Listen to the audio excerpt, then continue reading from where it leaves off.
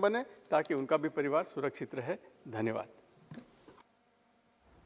मान्य सदस्यगण, अब सभा की सहमति हो तो इस विषय को अगली बार ले लिया जाए। शून्यकाल के कुछ मान्य सदस्य बाकी हैं। Shri Alok Kumar Suman, Shri Senthil Kumar DMK. Vanakkam Speaker Sir, 6 faculty members of the IIT Madras have complained about an attempt by the institute to sabotage the ongoing mission mode recruitment for SC, ST, OBC faculty. The allegation is that areas advertised are very narrow, meant to limit the eligible candidates. Also, Dalit studies was removed from the advertisement. In this context, Dr. Vipin has resigned from IIT Madras because of mental harassment caused by caste discrimination. Many faculty and students of IIT Madras are targeted because of their caste. Hence, requesting Minister of Education to consider a committee to inquire into the sabotage of the ongoing mission mode special recruitment drive for SC, ST, OBC faculty in IIT Madras and an inquiry into the caste discrimination and administrative harassment of Dr. Vipin faced while working IIT Madras. Thank you, sir. Shri Alok Kumar Suman. धन्यवाद अध्यक्ष महोदय। इस सदन के माध्यम से मैं सरकार का ध्यान सॉफ्टवेयर टेक्नोलॉजी पार्क सेंटर की स्थापना के लिए आग्रह कर रहा हूं। महोदय, वर्तमान में पूरे देश में 60 सॉफ्टवेयर टेक्नोलॉजी पार्क सेंटर की स्थापना की गई है, जिससे इंफॉर्मेशन टेक्नोलॉजी की सहायता से सर्विसेज को बढ़ावा मिलता है, जैसे कि high speed data in rural areas. पूरे बिहार में 34,495 आईटी के कॉमन सर्विस सेंटर फंक्शनल है, जिसमें 29,684 कॉमन सर्विस सेंटर ग्राम पंचायतों में हैं। इन सबको हाई स्पीड नेटवर्क से चलाने के लिए सॉफ्टवेयर टेक्नोलॉजी पार्क्स की बिहार में बहुत आवश्यकता है महोदय। अतः महोदय, मैं आपके माध्यम से माननीय संचार, इलेक्ट्रॉनिक और सूचना प्रौद्योगिकी मंत्री जी से निवेदन करता हूं कि बिहार मेरे संसदीय क्षेत्र गोपालगंज में सॉफ्टवेयर टेक्नोलॉजी पार्क सेंटर की स्थापना की जाए, जिससे कि हजारों युवाओं को रोजगार मिल सके। धन्यवाद महोदय। श्री जीटी नामग्याल जी। बहुत बहुत धन्यवाद अध्यक्ष महोदय। मैं यूनियन टेरिटरी ऑफ लद्दाख के एम्प्लॉयमेंट रिलेटेड विषयों को उठाना चाहता हूं। सर, यूटी लद्दाख में थाउजेंड्स ऑफ पोस्ट जो है अभी वैकेंसी है, और ऑन द अदर साइड बेरोजगारी यूथ भी थाउजेंड्स के संख्या में है। ये जाहिर सी बात है, नया यूटी बनने के बाद रिक्रूटमेंट रूल बनने में टाइम लगा है, जम्मू कश्मीर से अपॉर्चुनिटी होने में टाइम लगा है, और मैं सरकार को धन्यवाद भी देता हूँ। रिक्रूटमेंट रूल टाइम पे बना और उसमें 2 साल के रिलैक्सेशन भी दिया और लद्दाख रेजिडेंस सर्टिफिकेट भी दिया। अब मेरे आपके माध्यम से मांग है कि जितना भी पोस्ट खाली पड़ा है डिस्ट्रिक्ट कैडर का हो, वो सारा अर्ली जो एडवर्टाइज करके अर्ली अपॉइंटमेंट करके उसमें जल्द से जल्द एक्सपर्टाइट करे और रिक्रूटमेंट का प्रोसेस जल्दी करे। और विशेष रूप से 830 करीब पोस्ट एसएससी को रेफर किया है, वो जल्दी से जल्दी उसका रिक्रूट करे। और सर, गेजेटेड पोस्ट के लिए एक पीपल फ्रेंडली डिसीजन जल्दी से जल्दी हो, और उसमें जितना हो सके लद्दाख के जो रेजिडेंट वालों को लद्दाख में सर्विस करने के लिए गेजेटेड पोस्ट के लिए प्रेफरेंस दे, क्योंकि बहुत सारे अच्छे क्वालिफाइड यूथ जो है लद्दाख यूटी नया खड़ा करने में उसमें काम करना चाहते हैं। सर, लास्ट तीसरा इसका पॉइंट जो है, Ladakh administrative service, Ladakh police service, Ladakh forest service का कैडर का जो है सर्विस क्रिएशन हो, और आईएएस, आईपीएस, आईएफएस के लिए कैडर स्ट्रेंथ जो लद्दाख के लिए नंबर फिक्स किया जाए। लास्ट पॉइंट सर मेरा इसी एम्प्लॉयमेंट से रिलेटेड, जितने भी ऑफिसर्स अभी जम्मू कश्मीर से लद्दाख में डिप्यूटेशन के लिए आए हैं, वो हाई एल्टीट्यूड पे आए हैं, उनको अलाउंसेस मिले ताकि लद्दाख के मैन पावर के शॉर्टेज में जो ज़्यादा से ज़्यादा कंट्रीब्यूट कर पाए, क्योंकि लद्दाख का जो कॉस्ट ऑफ लिविंग बहुत हाई है। ऊंचे स्तर पे आपने खुद लद्दाख में विजिट किया है, तो मेरे से ज़्यादा आपने भी अच्छी तरह से देखा है।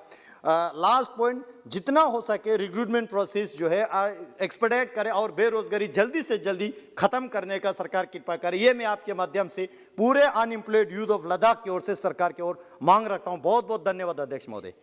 श्री जय सिद्धेश्वर स्वामी जी। धन्यवाद अध्यक्ष जी। मुझे आपने शून्यकाल के बोलने के लिए अवकाश प्रदान की, अतः आपको बहुत बहुत आभार। सोलापुर से कई देशों में स्कूल यूनिफॉर्म निर्यात किए जाते हैं। सोलापुर शहर में वस्त्रोद्योग के क्षेत्र में काम करने वाले प्रशिक्षित और कुशल कामगारों की संख्या करीब 20,000 से अधिक है। यह जानकारी है कि सेना के सैनिकों की वर्दी में कुछ बदल किए गए हैं। सैनिकों की वर्दी सिलाई का काम सोलापुर गारमेंट एसोसिएशन को सौंपा गया, तो निर्धारित समय में तथा सेना के मापदंड के अनुसार सेना की वर्दी सिला के देने की तैयारी सोलापुर गारमेंट एसोसिएशन की है।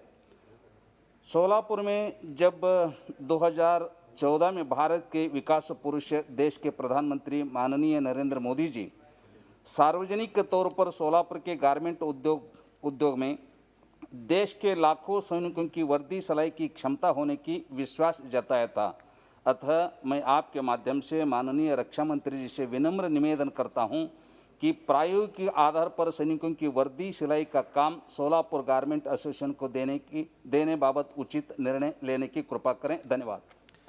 श्री गुमान सिंह डामोर। धन्यवाद अध्यक्ष महोदय कि आपने मुझे शून्यकाल में बोलने का अवसर दिया, और मेरे लिए खुशी की बात यह है कि मैं जो शून्यकाल में बोलने जा रहा हूँ, तो हमारे माननीय मंत्री जी ग्रामीण विकास बैठे हुए हैं। गरीबों को अगर सम्मानपूर्वक जीवन जीने का कोशिश की है तो वो है हमारे देश के यशस्वी प्रधानमंत्री परमात्मा मोदी जी ने। रहने के लिए घर में बिजली, उज्ज्वला गैस और नल से जल और पक्का मकान, ये सब काम अगर कोई करवा रहे हैं तो हमारे देश के यशस्वी प्रधानमंत्री। मैं आपके माध्यम से दो छोटी छोटी बातों पर माननीय मंत्री जी का ध्यान आकर्षित करना चाहता हूं कि हमारे देश के जनजाति क्षेत्र में, और विशेषकर जो मेरा लोकसभा क्षेत्र है जिसमें सेलाना, थानला, पेटलावद, झाबुआ, जोबट, अलीराजपुर, ये पूरा जनजाति क्षेत्र है, और यहाँ पर करीब 70 से 80% लोग या तो खेती करते हैं या खेती की मजदूरी करते हैं। हमारे मध्य प्रदेश में जॉब कार्ड पर एक परिवार को 100 दिन का रोज़गार दिया जा रहा है और एक दिन की मजदूरी 192 रुपये दी जा रही है। चूँकि झाबुआ जिले, अलीराजपुर ज़िले में, रतलाम ज़िले में जो परिवार हैं वो करीब औसत 10 लोगों का परिवार होता है, और एक आदमी को दिन में, साल में 100 दिन का रोज़गार मिलता है, तो उसके परिवार का पालन पोषण की थोड़ी दिक्कत आती है। तो मैं माननीय मंत्री महोदय से निवेदन करना चाहता हूं कि जो गरीबी रेखा के नीचे जीवन यापन कर रहे हैं और जो भूमिहीन किसान हैं, उनको साल में कम से कम 200 दिन का रोज़गार दिया जाए, और मजदूरी भी अन्य राज्यों की तरफ, जो हमारे पड़ोसी राज्य हैं गुजरात, राजस्थान, महाराष्ट्र, तो उन राज्यों में जो मजदूरी दी जा रही है वो मजदूरी भी मध्य प्रदेश में दी जाए, जो कि लगभग 300 रुपये प्रतिदिन होती है। दूसरा, हमारे मध्य प्रदेश में जो प्रधानमंत्री आवास बन रहे हैं, इन प्रधानमंत्री आवास में शौचालय बनाने की अनिवार्यता नहीं है। पहले समग्र स्वच्छता अभियान के अंतर्गत हमारे यहाँ शौचालय बन गए, पर जो नए प्रधानमंत्री आवास बन रहे हैं उसमें स्थान चेंज हो रहा है। स्थान चेंज होने के कारण जो पूर्व में जिनको शौचालय स्वीकृत हो गया था, उनको प्रधानमंत्री आवास के साथ शौचालय नहीं दिया जा रहा है। उसके कारण मेरे लोकसभा क्षेत्र के झाबुआ जिले में, जो कि 2018 में ODF घोषित हो गया था, अब लगभग 25 से 30% आबादी खुले में शौच के लिए जा रही है। तो मैं माननीय मंत्री जी से अनुरोध करना चाहता हूं कि प्रधानमंत्री आवास के साथ अनिवार्य शौचालय का निर्माण हो। धन्यवाद, नमस्कार। Shri कराड़ी Sangma. Sir, respected Speaker, sir, Koppal constituency comes under the special article of 371J. In line with Prime Minister Narendra Modi ji vision of the vocal for local, and to boost toy manufacturing, Koppal will have India's first toy manufacturing cluster. The manufacturing camps is being promoted by the ACUS SEZ Private Limited.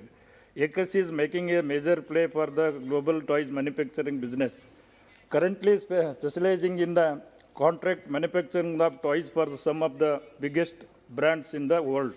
ACUS is now setting up the India's first global scale toys manufacturing cluster at Koppal, Karnataka, in 4,400 acres. Karnataka state offers as a unique plug-and-play proportions. The cluster will cater to all the needs of the global toys markets within the specially made in India for the world.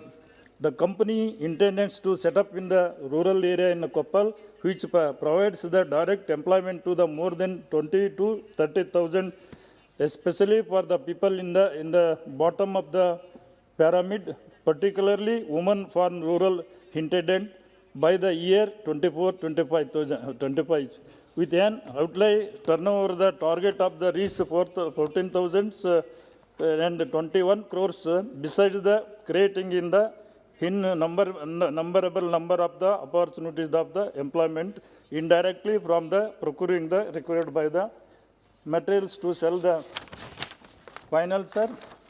In this background, I would like to support for the setting up the twice cluster by the ACUS and the seek help under the production linked incentive.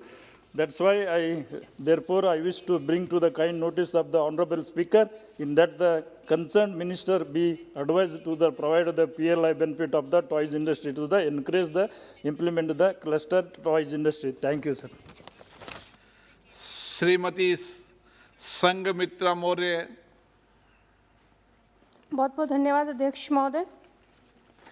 अध्यक्ष जी, आपने मुझे शिक्षा जैसे महत्वपूर्ण मुद्दे पर अपनी बात रखने का मौका दिया, इसके लिए आपका बहुत बहुत धन्यवाद और आभार।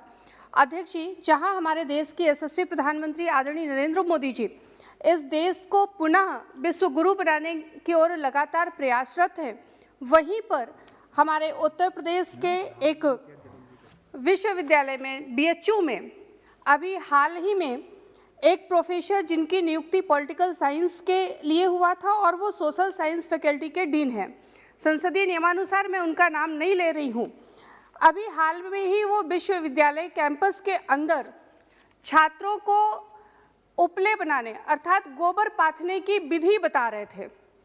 महोदय, निश्चित तौर पर BHU जैसे कैंपस में यदि एक प्रोफेसर छात्रों को उपले बनाने की विधि बताएगा तो अन्य विद्यालयों की या अन्य विश्वविद्यालयों की हम कैसे उच्च स्तर की शिक्षा की बात कर सकते हैं। अध्यक्ष जी, ये इस तरह का बच्चों के प्रति व्यवहार प्रोफेसर साहब का सिर्फ निंदनीय ही नहीं बल्कि चिंतनीय भी है, छात्रों के प्रति नहीं बल्कि देश के प्रति भी। ऐसे मौके पर हमें महात्मा ज्योतिबा फुले जी के द्वारा कही गई लाइन याद आती है, विद्या बिन मति गई, मति बिन नीति गई, नीति बिना गति गई, गति बिना वित्त गया, वित्त बिना शूद्र हुआ। अर्थात जब एक विद्या के कारण इतने सारे नुकसान होते हैं तो एक विद्या के मंदिर में विद्या के साथ छात्रों के साथ ऐसा खिलवाड़ क्यों? मैं आपके माध्यम से सरकार से चाहती हूँ कि शिक्षा के मंदिर में इस तरह की हरकत करने वाले शिक्षकों के प्रति कड़ी कार्यवाही हो, जिससे हमारे छात्रों का जीवन भी सुरक्षित रह सके और हमारा देश आगे बढ़ सके। आदरणीय प्रधानमंत्री जी के नेतृत्व में यह देश पुनः विश्व गुरु की ओर बढ़ सके और वो तभी होगा जब हमारे बच्चे सुरक्षित होंगे, शिक्षित होंगे।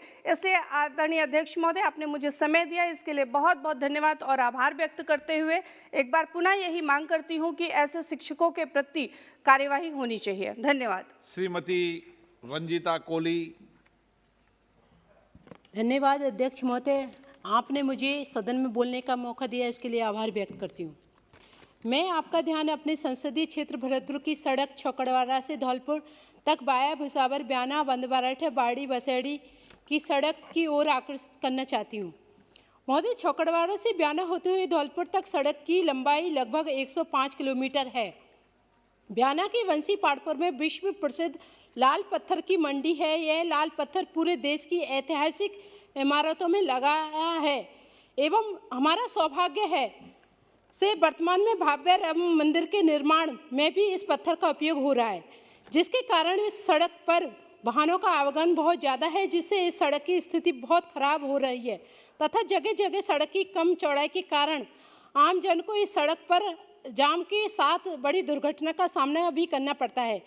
यदि इस सड़क की राष्ट्रीय राजमार्ग में सम्मिलित कर 4 लेन का बना दिया जाए तो व्यापारियों के साथ साथ आम जन को भी इसमें काफ़ी लाभ मिलेगा। महोदय, इसके साथ ही आपसे सदन के माध्यम से अनुरोध करती हूं कि राजस्थान एवं उत्तर प्रदेश को जोड़ने वाले तथा पर्यटन की दृष्टि से बहुत बहुत महत्वपूर्ण राष्ट्रीय राजमार्ग 21 जयपुर से आगरा को भी अधिक आवागमन तथा व्यवस्थित होने के कारण जनहित के लिए 6 लेन का किया जाए। धन्यवाद अध्यक्ष महोदय। श्रीमती गीता विश्वनाथन।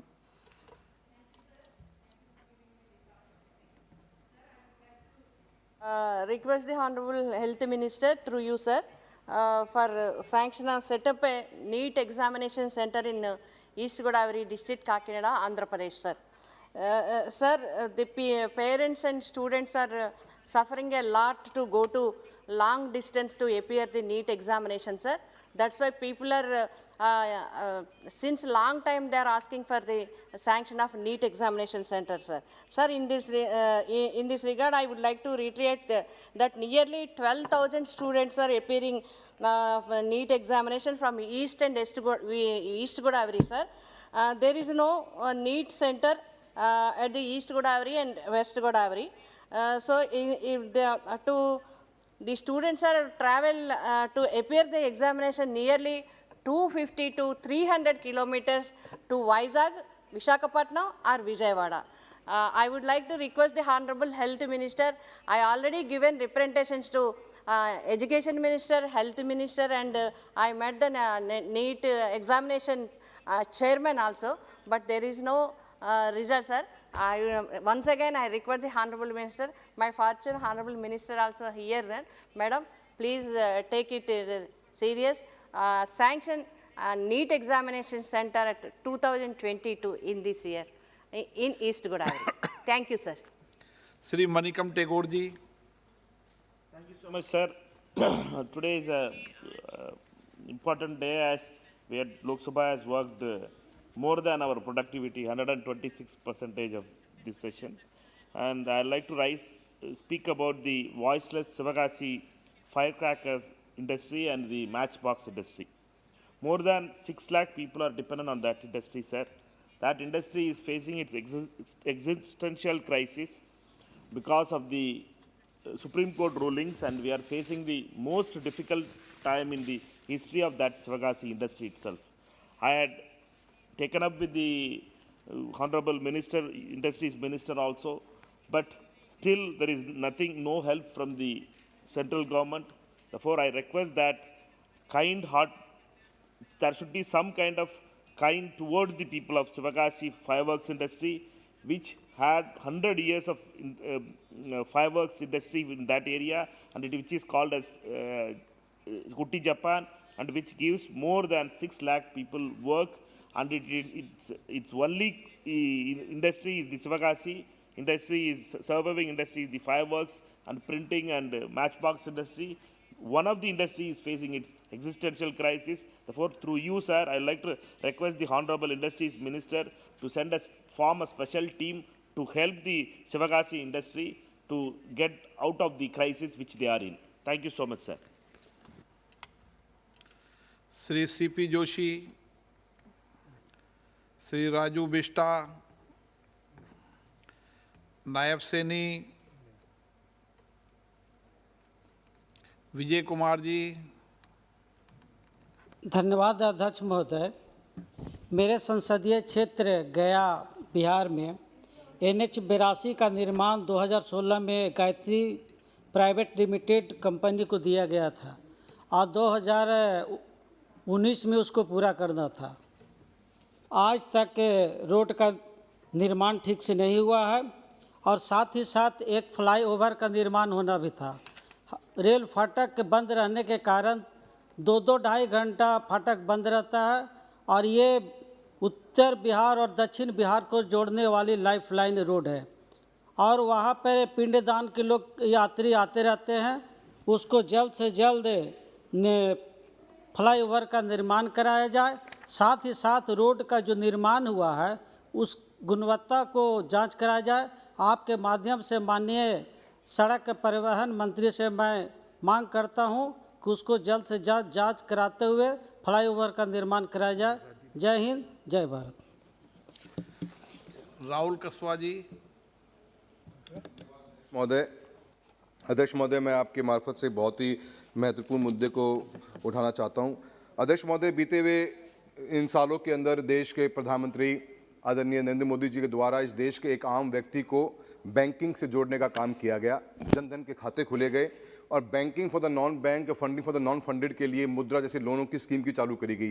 पर शायद देश के अंदर आज भी इतना बड़ा गैप है कि एक आम व्यक्ति को लोन लेना बैंक से इतना आसान नहीं। इसी के कारण इस देश के अंदर बहुत बड़ी मात्रा के अंदर ऐप बेस्ड लोन कंपनियाँ आई और इन कंपनियों की ऐसी हालत है कि इन्होंने बहुत से लुभावने लोगों को एक व्यवस्था देने की कोशिश करी और देश के अंदर अनेकों जगह के ऊपर काफ़ी बड़ी मात्रा के अंदर लोगों को लोन दिया गया। लोन देना एक व्यवस्था को ठीक करने की बात तो सही है, पर कहीं पर भी उपभोक्ता अगर लोन के अंदर अपनी इंस्टॉलमेंट को मिस कर गया या लोन पे करने में सक्षम नहीं रहा, तो इन लोन कंपनीज के द्वारा जिस तरह की व्यवस्था बनाई गई है, जो इंटरेस्ट रेट चार्जेस किए गए हैं, 20 से 25 गुना का पेनल्टी लगाई जाती है और उनको जो टॉर्चर किया गया है, ये एक बहुत ही बेहतरीन, एक बहुत ही संगीन मुद्दा है। राजस्थान के अंदर ऐसे बहुत से केसेस आए हैं और काफ़ी सभी हमारे बड़े अखबारों ने इसको बहुत तरीके से उठाया इस मुद्दे को। एक महिला के साथ में तो अश्लील चित्र को साझा करने की बात तक कही गई और एक डिजिटल माफिया के रूप के अंदर उनको टॉर्चर करने का काम किया जा रहा है और ऐसी अगुवाइयाँ हो रही हैं जिन अगुवाई को एक आम आदमी के लिए पे करना ही आसान नहीं। मैं अध्यक्ष महोदय आपके द्वारा कहना चाहता हूँ कि ये जो कंपनीज हिंदुस्तान में इस समय काम कर रही हैं, गवर्नमेंट की खुद की आरबीआई का खुद का ये जो एक रिपोर्ट आई उसके मुताबिक 1100 से ऊपर ऐसी कंपनीज हैं, ऐप बेस्ड कंपनियां हैं जो हिंदुस्तान के अंदर काम कर रही हैं। इसमें से आधे से ज़्यादा इलीगल वे में काम कर रही हैं। इन कंपनीज के ऊपर किस तरह से पाबंदी लगाई जाए, मेरा आपसे यही उम्मीद है और मैं ये कहना चाहता हूँ कि आरबीआई को प्राथमिकता के साथ में इन कंपनीज को बैन करना चाहिए। इनकी इंटरेस्ट रेट और इनकी पेनल्टी इंटरेस्ट के ऊपर जो लगती है उसको पाबंद करना चाहिए और पब्लिक एट लार्ज को एजुकेट करने का काम टॉप मोस्ट प्रायोरिटी पे करना चाहिए। मैं आपके मार्फत से आईटी मिनिस्ट्री से भी रिक्वेस्ट करना चाहूँगा कि जो ये कंपनीज हैं, जिन कंपनीज के ऊपर गूगल ने ऐप के ऊपर और एंड्रॉयड्स के ऊपर काफ़ी कंपनीज को सीज करने का काम भी किया, पर बहुत टॉप मोस्ट प्रायोरिटी के ऊपर ऐसी कंपनीज जिनकी शिकायतें आती हैं, जो आरबीआई के पोर्टल पर रजिस्टर्ड भी होती हैं, उन कंपनियों को हैंड टू हैंड बंद किया जाना चाहिए। और मैं अध्यक्ष महोदय अंत में पुलिस के द्वारा भी कॉपरेशन स्टेट्स में नहीं मिलता,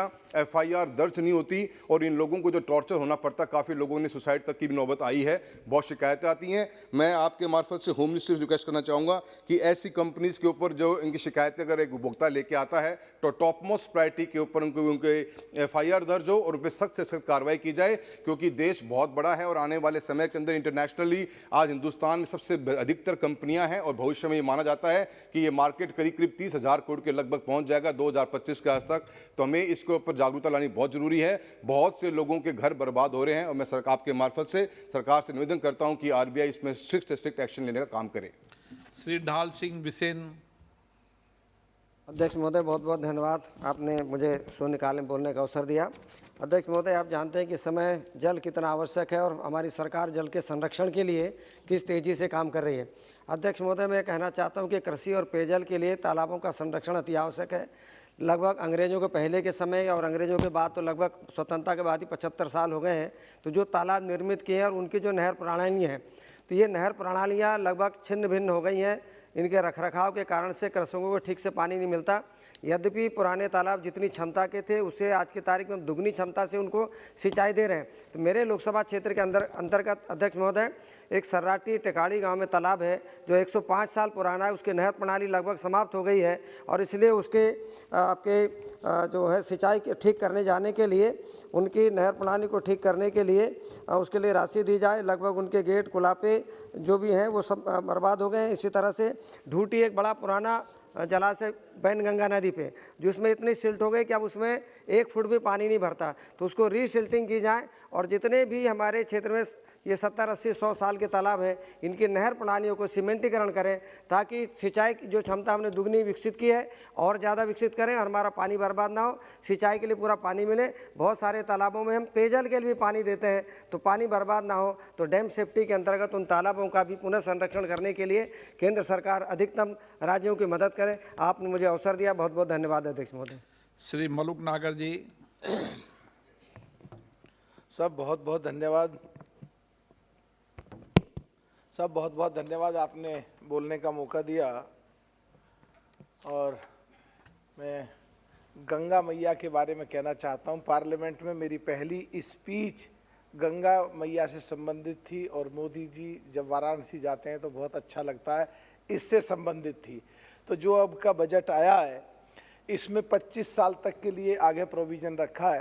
तो मैं कहना चाहता हूँ आपके माध्यम से कि गंगा नदी की सफाई और गंगा नदी का बांध हरिद्वार से निकलते ही आगे और जहाँ तक भी गंगा जाती है ऐसा प्रोविज़न कुछ ज़रूर हो जाए कि गंगा नदी को एक साल में कम से कम 20 किलोमीटर, 25 किलोमीटर या 10 किलोमीटर दोनों तरफ से बांध बनेगा और उससे जो गंगा नदी के दोनों तरफ लोग बाढ़ में जो बह जाते हैं उनसे बचाव मिलेगा और गंगा नदी को पूरा एक खूबसूरत एक दिशा मिलेगी।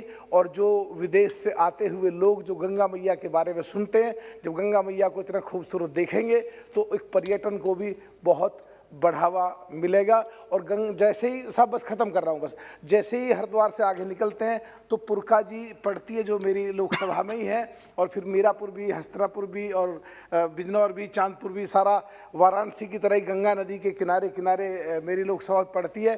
तो पुरकाजी विधानसभा जहाँ है उसमें पुरकाजी एक कस्बा है, वहाँ पे एक ऐसे प्रशिक्षण केंद्र, ट्रेनिंग सेंटर की स्थापना की जाए जिससे मोदी जी की जो सोच है माननीय प्रधानमंत्री जी की कि किसान की आय दोगुनी कैसी हो, डिजिटल करेंसी से पेमेंट्स कैसे हों, ड्रोन से खेती को बढ़ावा कैसे मिले, जिससे इसमें माननीय प्रधानमंत्री जी की जो सोच है वहाँ के पश्चिमी उत्तर प्रदेश के किसानों को फ़ायदा मिल सके। बहुत बहुत धन्यवाद साहब।